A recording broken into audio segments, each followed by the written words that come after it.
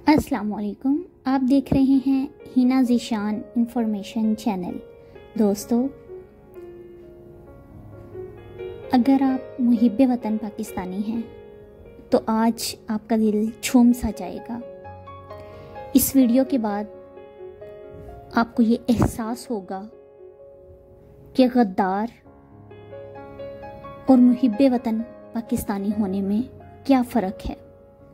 दोस्तों, आज आपके सामने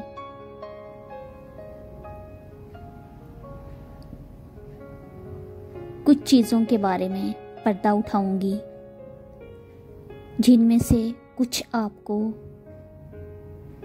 मालूम होंगी और कुछ ऐसी होंगी जो अभी पर्दे के पीछे हैं। तो आइए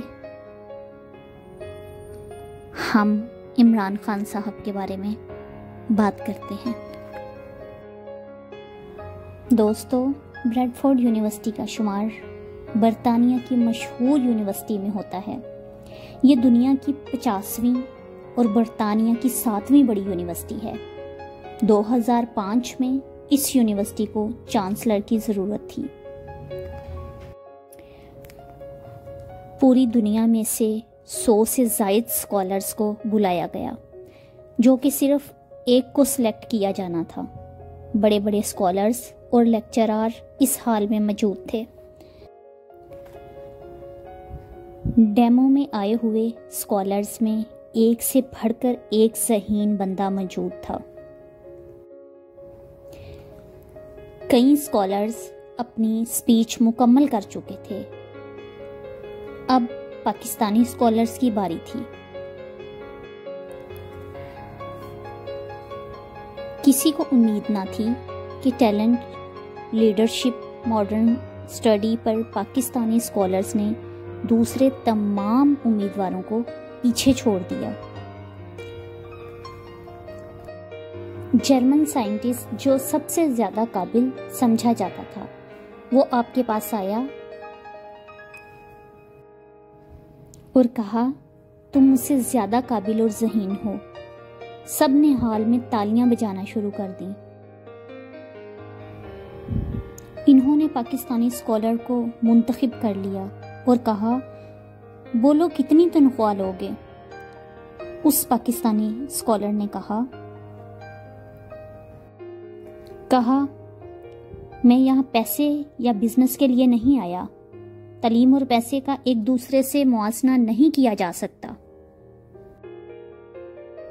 कहने लगे, मैं ऐसे मुल्क से हूँ जहाँ लोगों को बुनियादी तालीम के लिए दूसरे मुल्क जाकर डिग्रियां हासिल करना पड़ती हैं। हमारे पैसे वाले लोग दूसरे मुल्क जाकर तालीम हासिल कर लेते हैं, जबकि गरीब लोग तालीम हासिल करने का ख्वाब लेकर इस दुनिया से चले जाते हैं। कहने लगे, मेरी ये ख्वाहिश है कि पाकिस्तान में मौजूद लोग अच्छी डिग्री, आला डिग्री हासिल करें। कहने लगे, मैं चाहता हूँ कि पाकिस्तान में ब्रैडफोर्ड जैसी यूनिवर्सिटी कायम की जाए या फिर ब्रैडफोर्ड यूनिवर्सिटी जैसी डिग्री मुतारिफ करवाई जाए। इस बंदे की ये बात सुनकर सब हैरान रह गए और कोई भी मुत्तफिक ना हुआ। फिर इसने कहा, तो फिर आप पाकिस्तानी बंदा चांसलर क्यों लगा रहे हैं। ये कहते हुए आप वहां से चले गए। बाद में क्रिस टेलर ने अपने बंदों से कहा कि सुनो, इस बंदे को ऐसे मत जाने दो। इसमें कुछ सलाहियत तो ज़रूर मौजूद है। ये बंदा जो भी है लालची नहीं है, ये अपने मुल्क का वफादार है। ये काम अच्छा करेगा, आप इसकी बात मान लीजिए। काबीना ने उस बंदे को बुलाया और कहा, हम आपकी बात मंजूर करते हैं।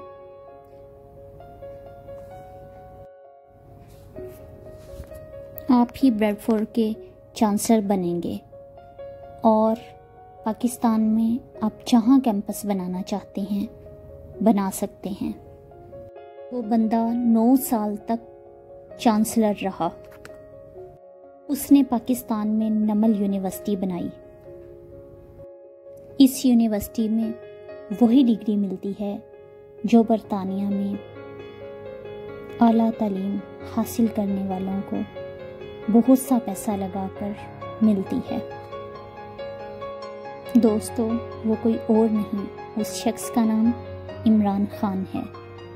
वही इमरान खान जिसे कुछ लोग गद्दार कहते हैं, कुछ लोग चोर कहते हैं और हर एक इंसान की इस शख्स के बारे में अपनी अपनी राय मौजूद है।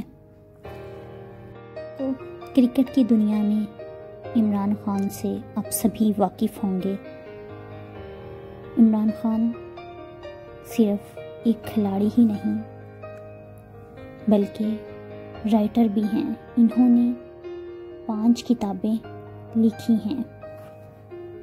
कि पहली किताब का नाम ऑल अराउंड व्यू है।